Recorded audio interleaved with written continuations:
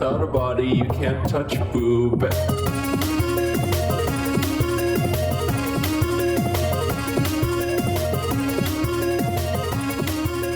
What is food? No one really knows for sure, but we sure do see a lot of it in Digimon Beatbreak. In fact, I'd say that Beatbreak is about food, in the same way that other Digimon series are about friendship, or growing up, or a little gay kid having depression. Almost every time Glowing Dawn sits down together, it's around the dinner table. Not an episode goes by without a meal or two somewhere in there. And the idea of food is always being called back to elsewhere as well. When Glowing Dawn needs money, they don't say it's to keep the lights on, it's always to put food on their plates. And the Digimon's entire role centers around food, in a sense. They eat the human's energy, and this serves as either a threat of danger or a bond of friendship. Welcome to Drum and Gaze, a podcast where I'm about to read you this dang essay I wrote. I ask that you hold your vor jokes until the end of the presentation. Oh, damn it! So, why the strong focus on mealtime? It serves a number of functions in the story. One of those is characterization. We learn a lot about these little guys through their relationships with food. Kyo's role as the nurturing, supportive team mom is established right away when we see that he buys snacks and cooks dinner for the gang. We see that Tomoro is still immature because he doesn't eat a broccoli like a big boy. All those scenes of mealtime at Glowing Dawn headquarters showcase the relationships as found family members. And when everyone encourages Tomoro to pick himself up and keep moving forward, they tell him to eat.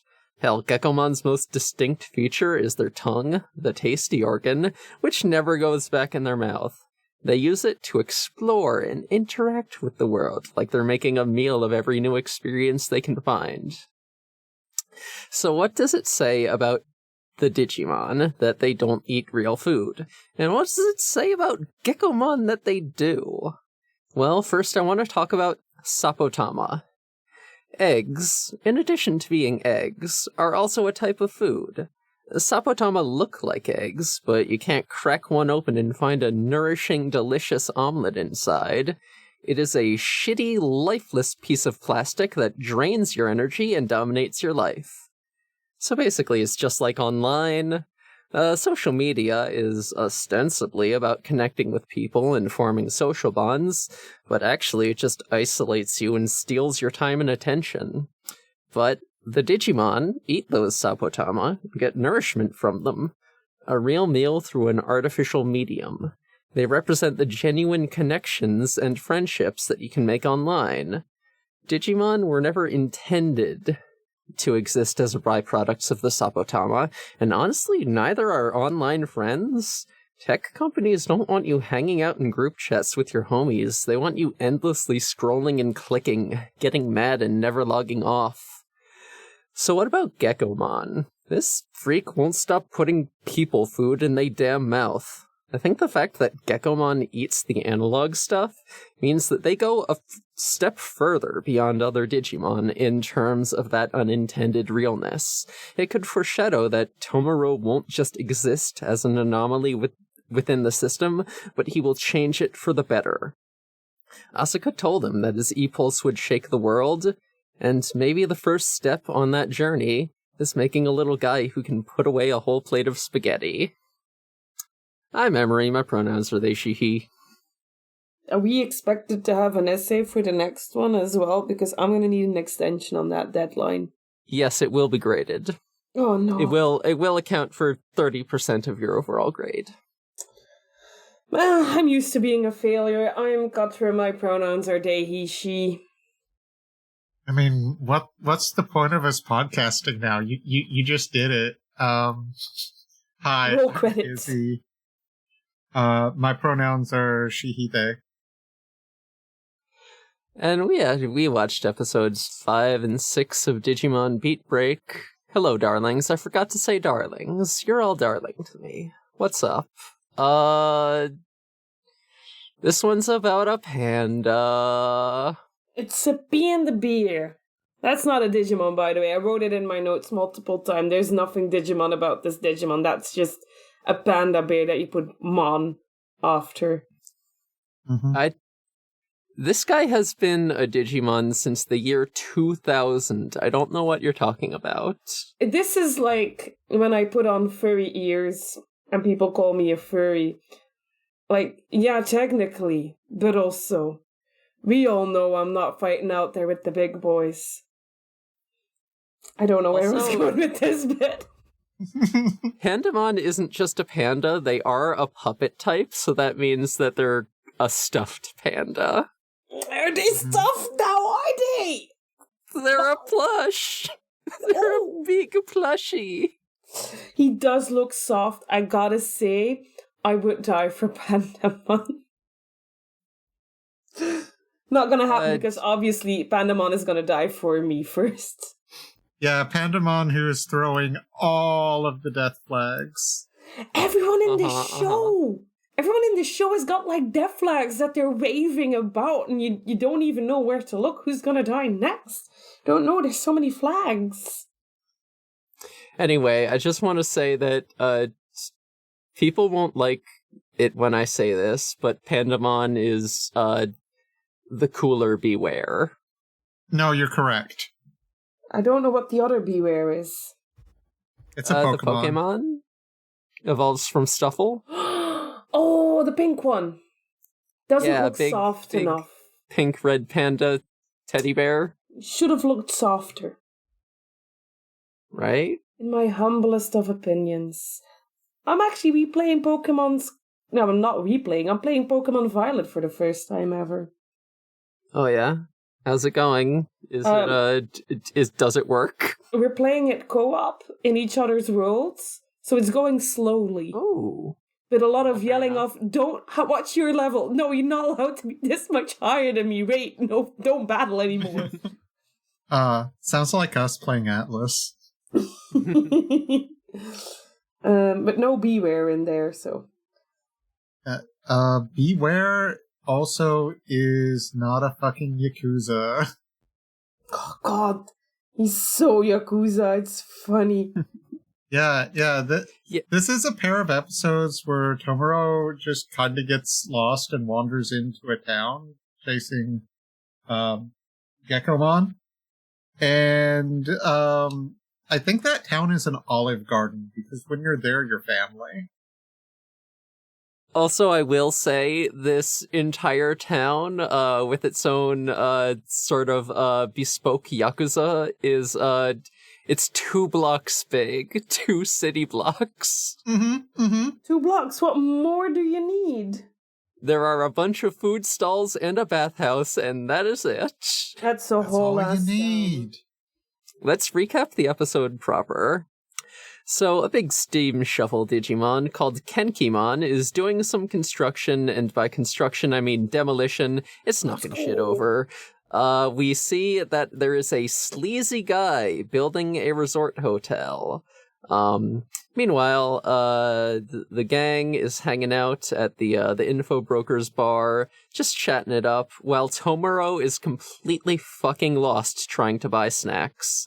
Tomoro runs into this little 2-block area. He sees all these kindly old folks at their food stalls just trying to shove food down his throat left and right.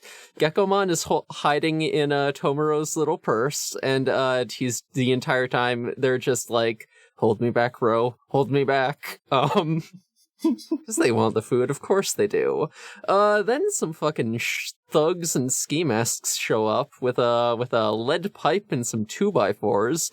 But we see a big panda. We see a big fucking plushie in a cool coat and a red scarf, and they beat the shit out of out of the thugs. Gekomon also gets involved because one of the thugs makes an old lady drop a meat cutlet. So this fucking Gekomon gets very close to rage mode again, I'd say. They beat the ever-loving shit out of a man. Then we meet old man Sasatake of the Panda Gumi gang.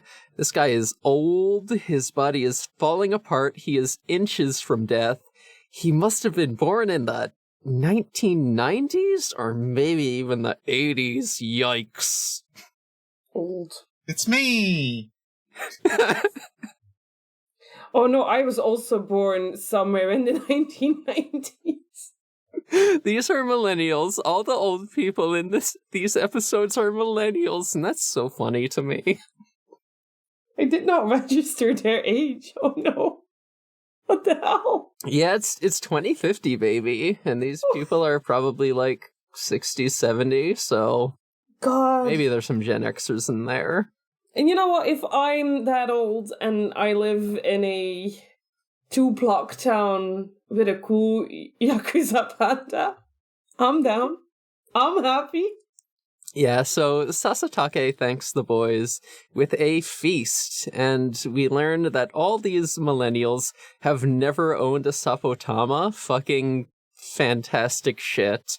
I hope that's me when I'm old. I hope I never learn about whatever the new cell phone is, because it's just gonna suck shit. Mm-hmm. Do you have a TikTok, Grandma? No, I don't even know what that is. I've never heard of it. So we learned that the thugs from earlier were from a group called Koala Kai, who wants to turn just like the entire surrounding area into a resort. We see like an aerial view of this like little 2-block square, and just everything over it has been like completely leveled for new construction. We just got this little chunk of undeveloped city in this like massive construction area right in the middle there. So real estate developers are the villains of this one, and they're scary. We learn that Pandamon and Sasatake are partners, and they are like a parent and child duo. Sasatake found Pandamon just like crying while eating a guy, and he was like, okay, you can eat my soul instead of anyone else's. I'm okay with that. I'm your dad now. And Pandamon is like, hell yeah. Hell yeah, boss. Wanted a dad. They always wanted a dad. Meanwhile, Gekkomon and Pandamon are hanging out in the bath, and Gekkomon offers to help Pandamon protect the town. Pandamon says, yeah, sounds good to me. We should be brothers. We should share our burdens and live and die together as family. Gekkomon says, I don't know about that. But then they think about, how bad it would be to share food with someone else. They only get to eat half of their food, but then they imagine someone else sharing food with them, and they're like, okay, I'm getting into this idea. Then Kenkimon shows up, the big steam shovel from earlier, and just is straight up about to squish a little girl completely flat. But then Pandamon, of course, blocks it and just fully throws this entire heavy machinery into the mirror world. Man's got gains. Yeah, he's strong. So Pandamon and Gekkomon beat up Kenkimon, but then Astamon shows up and just rattles them, boys. They fucking shoot the shit out of Pandamon, and that's where the episode ends. How do we like it, gang? I thought the cliffhanger was a little silly. Mostly because... A little silly, say more. I was like, nothing bad's gonna happen. And I spent the entire week thinking, what if he's dead? I hate that it worked. Yeah. I was like, goddamn. They got me. Pandamon doesn't die. I'm worried. Yeah. Like, we watched the preview soon, so we knew he was still in the next episode, but it was like, yeah, that mofo's so freaking dead. Like, there's no way he survives. They were waving around those death flags willy-nilly, weren't they? They sure were. But also I did have the thought, well, I mean, Pandamon and Gekkomon are talking about sharing food. Obviously, Pandamon is going to get some of Tomoro's E-Pulse at some point. That has to happen. Oh, you were smarter than me then. And maybe that will allow Pandamon to not die, and guess what, gamers? I was right. I was just so focused on the fact that Gekkomon, despite learning an important lesson about sharing, the only reason that Gekkomon thinks sharing is good because he believes that he will get more out of it than the other person. Yeah. This is a child. You know, they commit to the idea so hard, they completely forget the reasoning of why they like the idea in the first place. Yeah, and then by the end of the episode, he kind of forgets the important lesson that he learned. Yes. About sharing. Like 90% through the episode, I was like, oh, I have a better opinion of Gekkomon now. And then by the end, I was like, oh no, Gekkomon is kind of a dirtbag. Oh, he is. I love him. I love a guy who sucks. I will say my first note for this episode was I would also not be morally correct if I had a demolishing Digimon. I wouldn't flatten children, but I would at any point be like, that building looks super breakable. Why would I not break it? Sometimes a building has it coming, you know? Yeah, why would it be there? In the way of my demolishing Digimon. You know what's really great? No. If you're hired to do that, you get to do that and you get money for it. Oh my God. Damn. No, but if you get paid, it's no longer a hobby. It's a job. Oh, that's true. You gotta do it because you love it. Do what you love and you'll never work a day in your life. That's not true and you know it. I fucking know it. How dare you lie to me? I'm trying to make you feel better. Also, special mention to Reina's map. Girl, same. I also write like that. And also Tomoro, I would have gotten lost. Valid. He got lost because all the landmarks were torn down. Landmarks were gone. How quickly have they been bulldozing that entire town? Pretty quick. I've grown up in the age where we didn't have GPS. So if we did like huge car vacations, if we did a vacation by car, my mom would have the book with all the roads on it. And my dad would be driving. And I remember all the fights being like, you gotta take a right here. And my dad being like, there's no road to the right, so I can't take a right here. The map says there's a road God. to the right. Yeah, here's the thing. Japanese construction workers don't fuck around. There's so many goddamn earthquakes, they gotta rebuild a skyscraper like every 2 weeks. Sometimes you just get good at stuff. If they want to level a city in about 3 days, they can just do that. I know that we love Gekkomon. We do. I do feel that at some point, I gotta say, if that little freak tried to touch me with his tongue, I would commit a murder. He does everything with his tongue. He gives little fist bumps with his tongue. No. Yeah. Disgusting. Mm-hmm. Yeah, absolutely gross. If like a dog tries to lick my face, I'm just like, nope. You're getting down now. If Gekkomon tried to lick my face, and with their tongue that is definitely like the entire width of my head, I would throw up and die. Also, you don't know where that's been. That tongue has been in more disgusting places than you can imagine. That tongue's been everywhere. Yeah. Yeah. That tongue's like when they do research about all the germs that are on like shopping carts or something. That's that tongue. Mm-hmm. You're welcome for that image. What else about this episode? Astamon's pretty cool. Love to see that guy. Yeah. Oh yeah, that was Gun. Yeah, Gun. Mm-hmm. Gun. Astamon is kind of Bring a like gun. an old school mobster with bat wings and a werewolf mask. Mm-hmm. They have a Tommy gun that has 3 barrels for some reason and a knife. I love them. Yes. Someone got the assignment: design a cool Digimon for grown-ups. And they did. They did perfectly. They did. Or someone was playing Yakuza and didn't do their homework and was like, oh god, I gotta do this real quick. Wait. Copy paste it. I love the villains in this. Like the episode is like 80% fight. That's true. This time, so I don't like the fight scenes. That's allowed.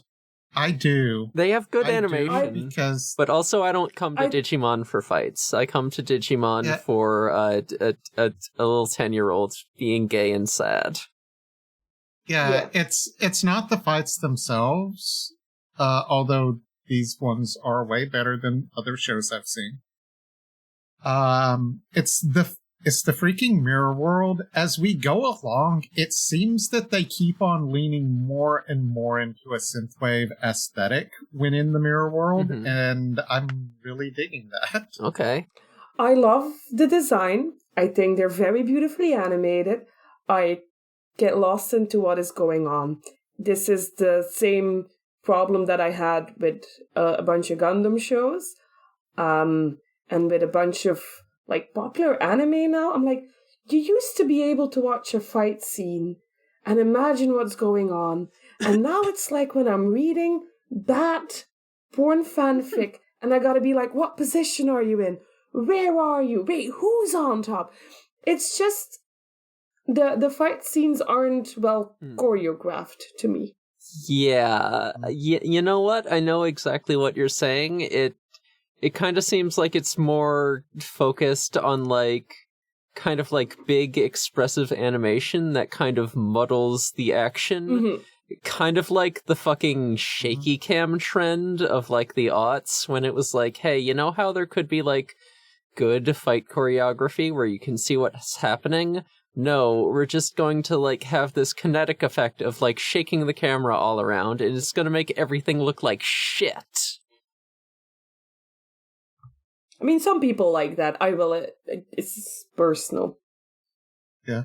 Well, the mirror world also just like it's full of grids and stuff, so it's hard to tell one area from another.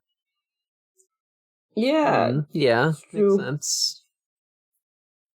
But the animation is really good, I do gotta say. It's beautiful. So, are you going to recap the episode itself? The next, episode 6? Let's just go to the next episode, since it flows into each other anyway. Because I actually do like some of the fight choreography in episode 6. The episode 6, there is fun okay, fight. Here we go. I got my notes open. Just as Pandamon is about to get fucking fried, Reina and Makoto show up with their respective partners, and they fighting 4 people at once, apparently no good for Astamon, so they retreat. Did I actually say that Astamon is fucking Yukari's partner, and Yukari is like the sleazy guy who's been hiring all of these basically gig worker tamers to fucking show up and do crimes. They hired the Kenkimon guy, they hired the Machmon guy, so this is kind of the big boss of the previous 4 episodes. So Pandamon's not doing so well. They get Pandamon back to the bathhouse, and they're just, they're all wrapped up in mummy bandages. They got beat up pretty bad. Tomoro tells the rest of the gang that Yukari is the one hiring these gig workers, and we get a scene of Yukari talking to their sort of, shady little underling Mr. Nawa to find them new workers to hire. Sasatake shows up at Yukari's office, slams down a knife on the table, and says, "I'll fucking die right now. I'm ready to go, bitch. Just leave my 2 blocks of undeveloped city alone, and I will just cut my own damn head off." Yukari... He is too used to paying with his life force. That's right. Yukari very understandably says, "Why would I want an old man dying in my office? What are you doing, idiot?" So they beat him up and send him home. Not economically viable. God. It's about the miscommunication between generations. Apparently, millennials are just fucking obsessed with chivalry. And dying. Fair enough. Mm-hmm. As a millennial, yes. Sometimes. Oh, what's his face? The probably former Yakuza real estate guy. Yukari. Yukari. I think this means Yukari is a Zoomer. Quite possibly, yeah. I cannot keep track of all the names. I know I sound old when I say that. I cannot keep track of all the names we're giving the generations. Yeah. I don't even know which one I am. There's a Gen Alpha now? What? Are you allowed to be born that recently? No, they've actually proven that the Alpha Wolf does not exist. They only act like that in captivity, so I think there's no Gen Alpha, actually. Yeah, they don't exist. Don't worry about it. They don't exist. That's some researcher is doing some bad things. Don't worry about it. Gen Alpha isn't real. They can't hurt you. Exactly. Yeah. I've been saying this. Continue the recap. Pandamon says, "All right, I'm all better now. I'm gonna go out and kick these guys' asses. They beat up my dad. Now I'm gonna beat them up." But Sasatake says, "No, you have to do the chivalrous thing. You gotta stay here and protect the weak. No going out and getting revenge. You don't do it." Tomoro is, watching this scene from afar, and he's thinking back to his brother being all heroic and trying to save him and getting it in the process.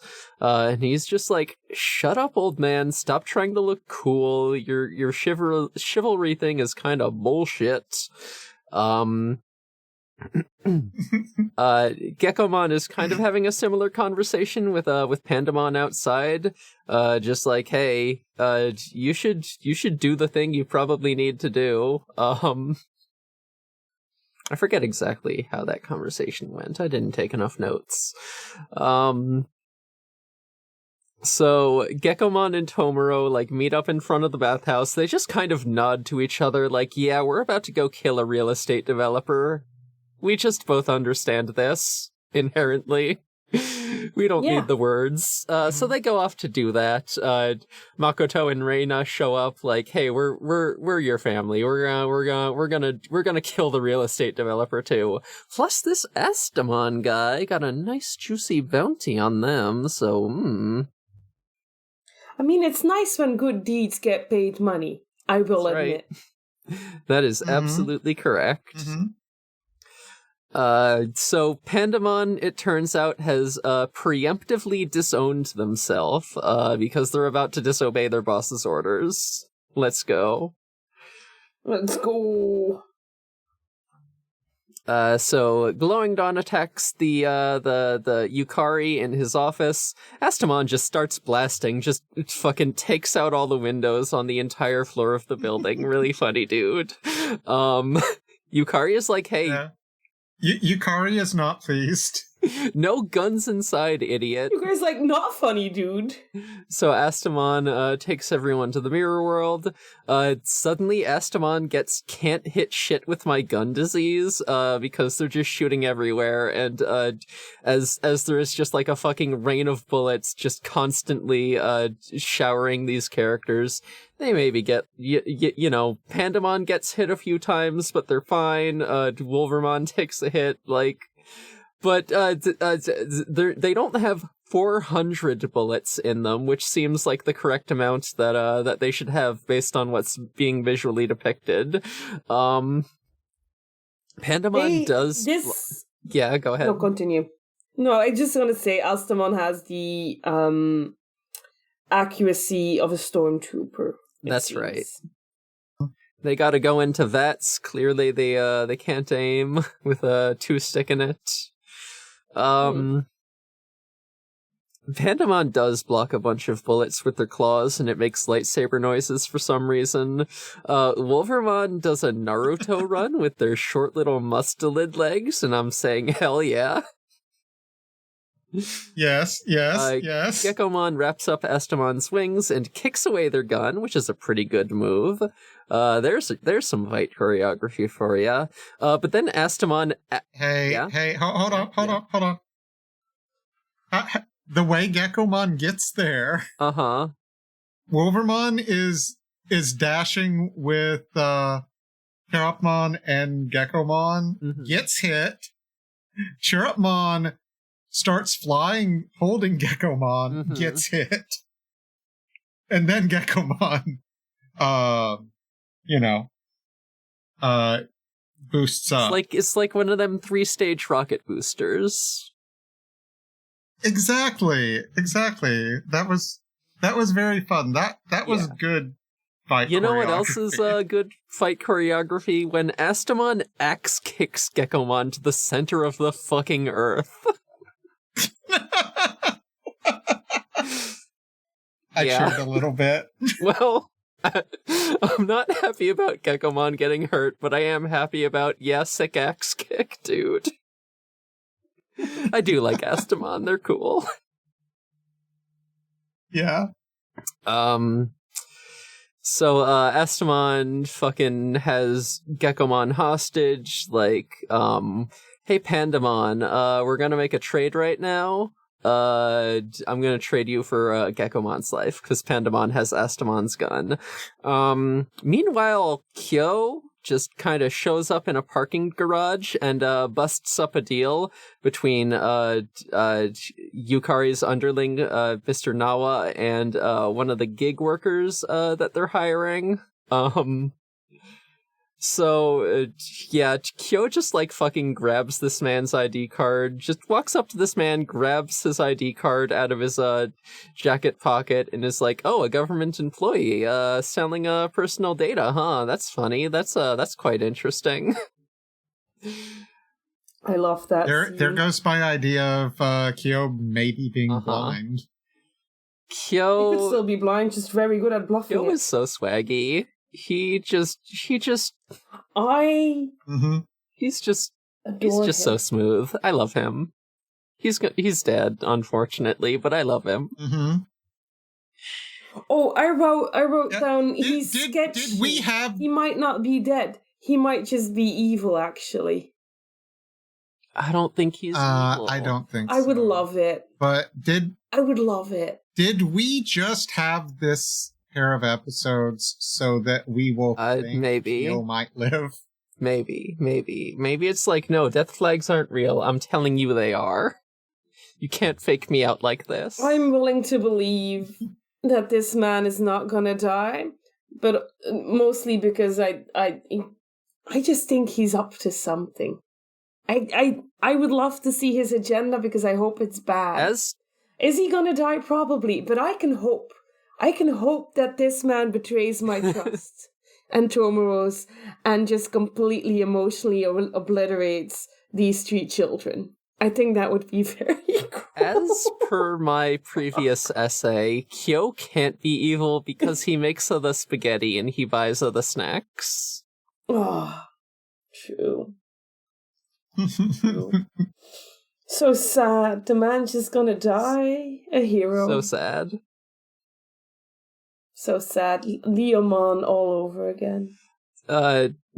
Anyway, Pandamon throws Astamon the gun, like, hey, let Gekomon go. We made our trade.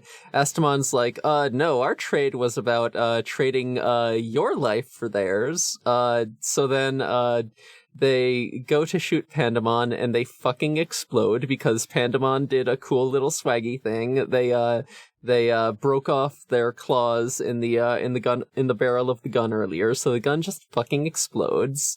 And then Pandamon says, I'm gonna punch you so hard that I die. Astamon is like, what? And then gets punched so hard that Pandamon dies. Pandamon... Yeah, that does happen, doesn't it? Pandamon uses the last of their E-Pulse to deliver a really big punch, which does knock down Astamon to baby level. This makes Pandamon be dying. Their entire body is fucking dissolving. Gekomon is like, no, my brother, I will die along with you. I took that speech from before really, really seriously. And Pandamon is just like, shit, okay. And then they explode and die. But they're fine. Yeah. For 1 second, I was like, oh my god. Yeah, I was like... No more Gekomon? I don't know why they exploded, but... It looked like there was nothing left of them until we see that they're fine. Yeah. Yeah. Pandamon died, but he's fine. That's exactly how you said. That is it. That's the scene. So Kyo shows up out of nowhere. He brought Sasatake with him.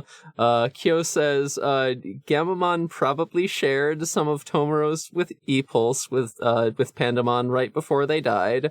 So that made them not die because they had a little food in their tummy. I'm like, yeah, I called it. I thought, but then Sasatake says, yeah, I'm not disowning you. You disowned yourself preemptively in vain. 'Cause actually I would have disowned you for real if you hadn't gone to help your brother. And Pandamon's like, oh, Dad. And then Sasatake says, you look hungry. Here, suck me dry right here, right now. And that's the episode. That's weird. I will say, before I forget it again, I was so confused that he could eat directly from him. Because it's implied they don't have the chip. And I thought they needed that chip to be able to get the E-Pulse. No, they can just fucking... They can just chomp you right down. They can just fucking go for it. There's no safety. Yeah, like when they do eat you, just like slurping straight from the tap, that's what gives you like the little frosties on you. That's what gives you the cold heart. He's dangling a little bit off the ground at the end of that scene. Pandamon just has that hand in his mouth, and the poor man doesn't even touch the ground anymore. Also, Pandamon, you didn't have to look so happy about it. I just realized something. All the Digimon in the show are emotional vampires. Interesting, because I see it. Because E-Pulse is emotions. True. Yeah. Listen, what are you gonna do when you're a hungry little guy? And the only thing you can eat is a fake egg. I would eat the old man. Yeah. Or Straight from the source. Straight from the source. I do... going back to the actual episode, because we have 15 minutes before I, die in an explosion. Tomorrow is going through some trauma, and I do enjoy that every once in a while we are reminded of that. Yeah. Because he sees Pandamon interact with old man who has a name that starts with an S. Sasatake? Sasatake. I'm not sure if that's right. That's just how I've been spelling it in my notes. And he is reminded of his own brother saving him, and he literally thinks doing things on your own is just showing off. And I think he's a bit mad at his brother for leaving him behind. Damn, really? Yeah. I just love it. Damn, you think he might have some issues about self-sacrificing behavior after his brother fucking died for him? I think he does. I just love that we are bringing it back without making it the sole focus. Yeah. It feels very mature this way. You gotta have a little trauma flashback every once in a while, just to remind you. Yeah. Just to remind you what the goal is. Because sometimes in these shows, they sort of forget what the main storyline is, you know? Tomoro's motivation for being a cleaner is, in fact, to get that Sapotam of his brother back. Mm-hmm. So yeah, this fucking sleazy real estate dealer is maybe one of the scarier villains than we've had in a while. This man is just like, yeah, I think you should crush a little child just into a fucking tiny pancake so that we can bulldoze this 2-block area and build a hotel. Also, all his workers are replaceable. All of his workers are replaceable. He does not care for you. So sad. So sad. I specifically wrote down the villains are very cliche in how they act, but it's very good. I would love him as a recurring villain. That brings me joy. Yukari's got some riz to him. I love how much of an evil little shithead he is. I love his lack of redeeming qualities. Not one. I love that he's just King Sleazebag. This is King Pin all over again. There's nothing good to be said about him.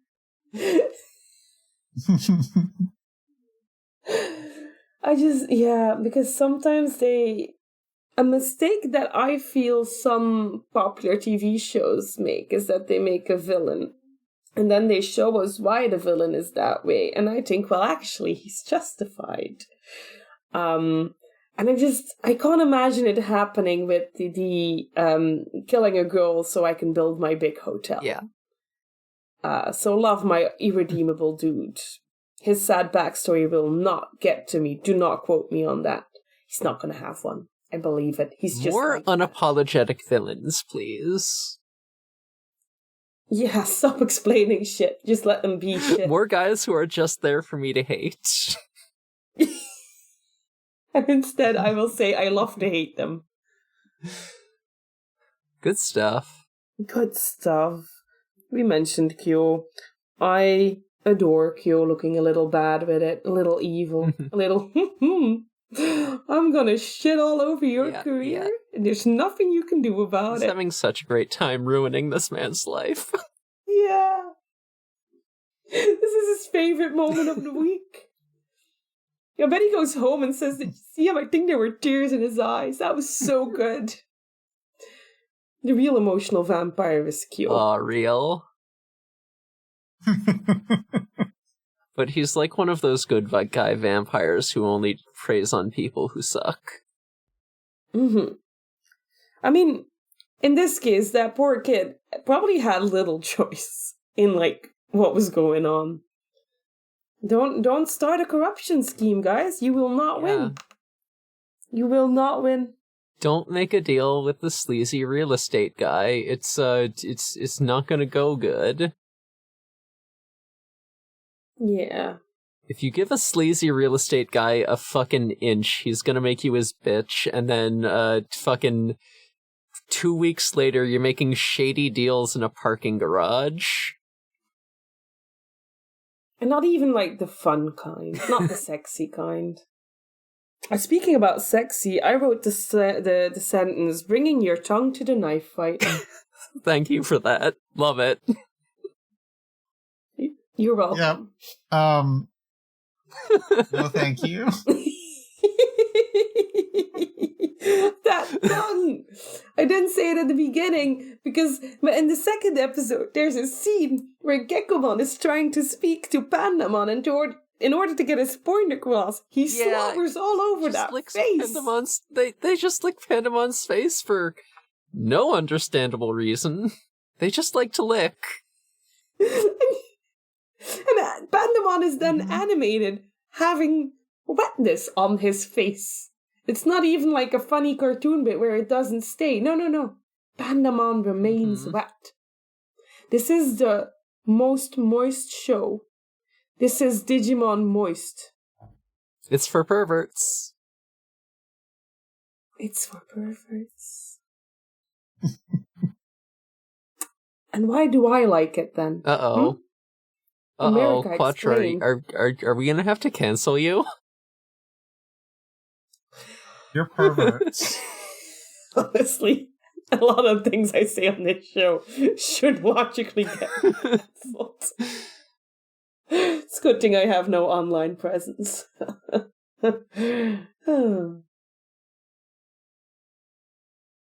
Gekomon should be cancelled. Gekomon. I think every single episode we're gonna see Tomoro grab that tongue and say, "Do not." Yeah, Gekomon would be so cancelled in if that bitch went on Twitter, they would just start posting tongue emoji in reply to every post that they see. They would get banned so quickly. It would be so funny though, like some of these. Imagine if you saw like some rage bait tweet and under it is Gekomon tongue emoji. I would lose it. No one could take it seriously anymore. Because it's Gekomon tongue emoji. Actually, I'm turning around on it. Gekomon is the new hero of X. Gekomon could save X with his tongue. I finally remembered what Gekomon is reminding me of, by the way.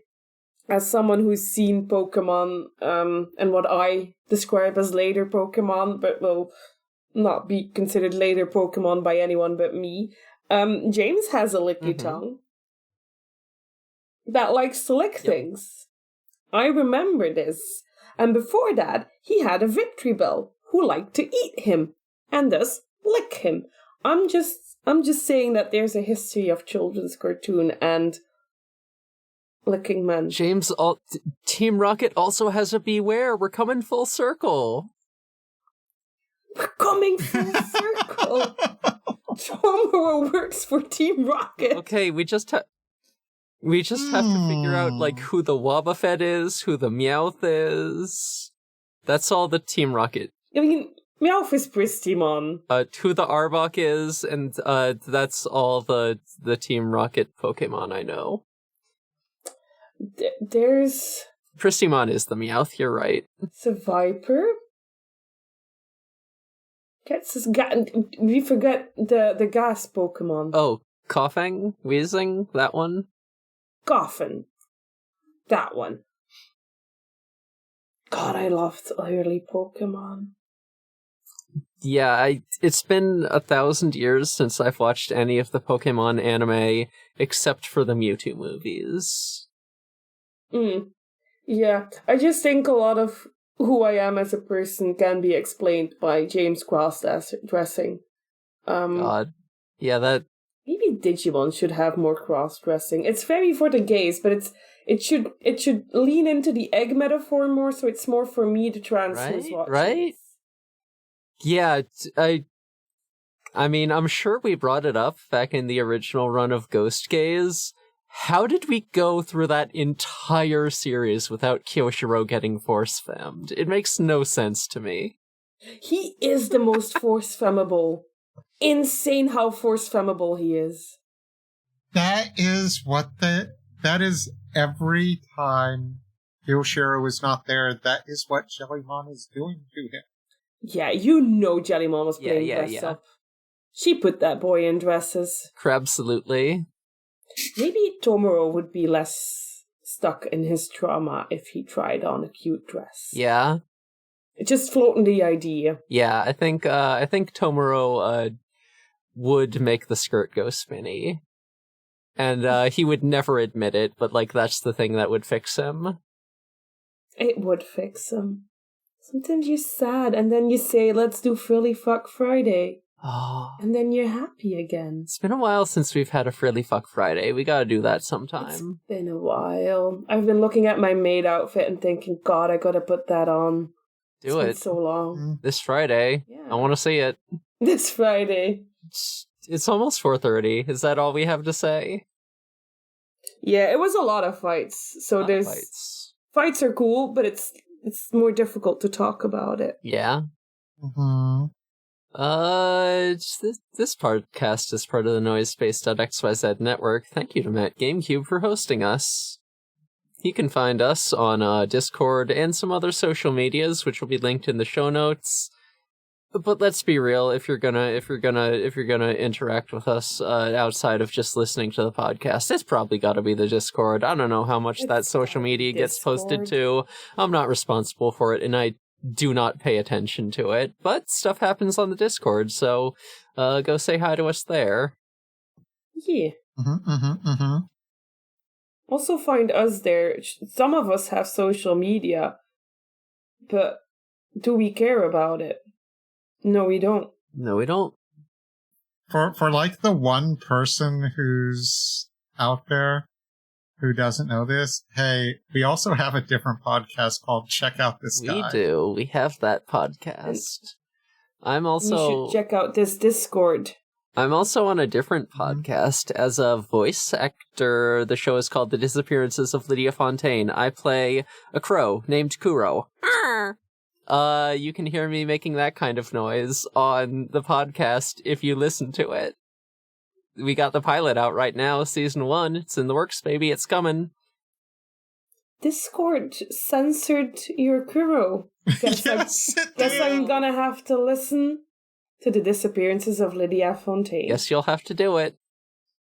Guess I'll have to. I think that's it. That's it. How do we end the podcast? That's it. Digimon is for the gays. Digimon is for the gays. Goodbye, darlings. Digimon is for the gays. Goodbye.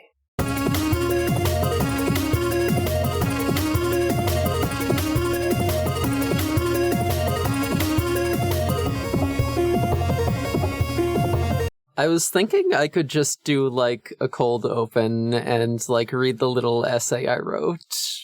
Okay. It's not very long. Let's go. Okay. Let's 3, 2, 1 it. Let's 3, 2, 1 it. 3, 2, 1 it.